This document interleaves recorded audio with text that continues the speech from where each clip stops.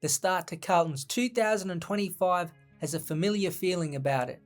Entering the season, there was plenty of hype and expectation around the Blues, but a month in, the club is at the bottom of the barrel and without a single win. It's caused portions of the fan base to call out the players, heap more pressure on senior coach Michael Voss, and question the real priorities of those sitting nice and comfy in the boardroom. So what has happened in the past 6 to 8 months that has caused Carlton to halt in all momentum, and is there anything that can be done to kickstart this campaign and get back on track to reach September? Let's start with the glaring issue right now, the second halves. The Blues have led every game at halftime, but have crumbled to a combined score of 10 goals 24-84 to 29 goals 20-194 to their 4 opponents. Now it might be one of these things that is stuck in the player's psyche. Fitness is a debatable part of it. Some think the levels of fitness between clubs isn't varied enough to have a scoreboard impact, but it's hard to not correlate this with Carlton. This video by the Sabbath Show is a must watch and does show many players falling away late in their loss against the Western Bulldogs. Carlton did get rid of high performance boss Andrew Russell, who was in some form the scapegoat for the club's soft tissue injuries last season, but perhaps that has come at a cost with the current group's ability to run out games. This is the physical element that in season really can't be solved. In some ways, Carlton fans should be hoping it's the mental side of things that are causing these second half concerns. In his post-game interview after round 4, Jacob Wiedering said this: "Mental and physical toughness, I think, has to be looked at. So there's going to be some pretty honest conversations and behind the goals vision that will be pretty telling for us. Can't be much more blatant than that. Mentally, it is fair to question the toughness of a portion of these Blues boys." In response to a question about the mental resilience of his team, Michael Voss in his post-game press conference against Collingwood said, "The fact is, when the pressure comes, we're not handling it. We have to own that. It puts a target on your back, but we have to step into that." This has been seen in 3 of the 4 games. The Richmond second half fade out was a complete capitulation, players fumbling, dropping marks and making horrific decisions. The Bulldogs game was going okay, but the Blues got tight and in the 4th quarter had no movement up forward, and that led to the same bad turnovers. And then on Thursday night against their arch rivals, they got smashed around the contest and couldn't get any rhythm of ball movement out of the back half in the pivotal 3rd quarter.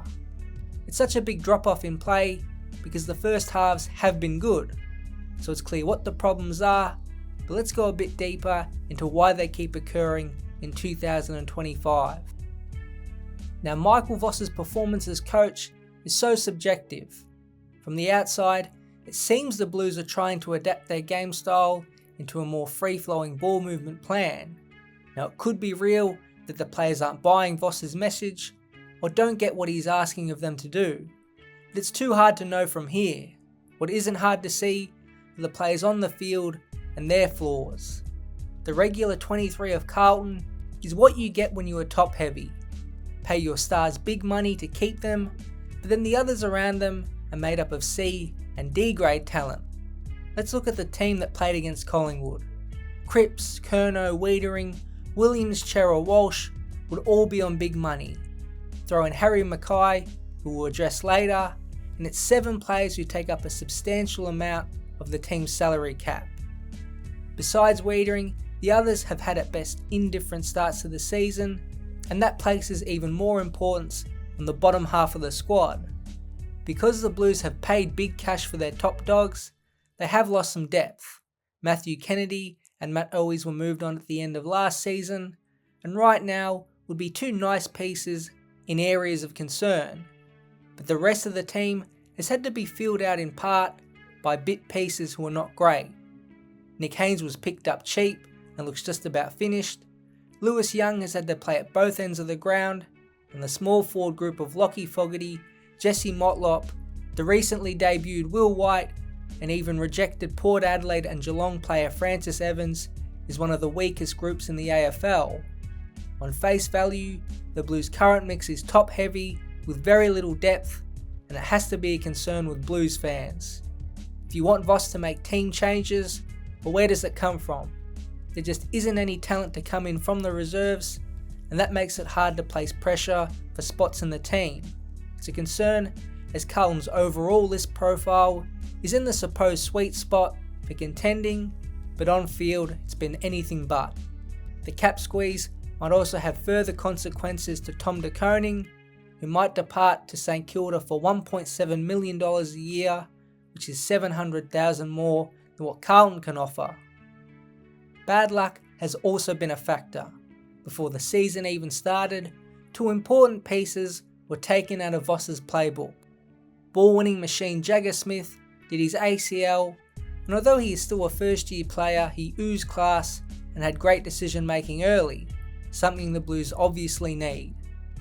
Nick Newman ruptured his patella, and he's one of the better medium defenders, with his accurate kicking and leadership so important down back. Throw in the issues with Big Harry Mackay and an interrupted pre-season for Charlie Curnow, and it's no big surprise the Blues have been disjointed on the field. The game is hard enough when everyone is available, so to have important players out or not at 100% has added another layer of challenge. So what does the immediate future look like? Well, West Coast and North Melbourne will be defining games. Win both, and the Blues will gain nice momentum, albeit against some weaker sides. Win one, and you would think a bottom 6 finish is realistic, and lose both, and perhaps Voss's days would be numbered.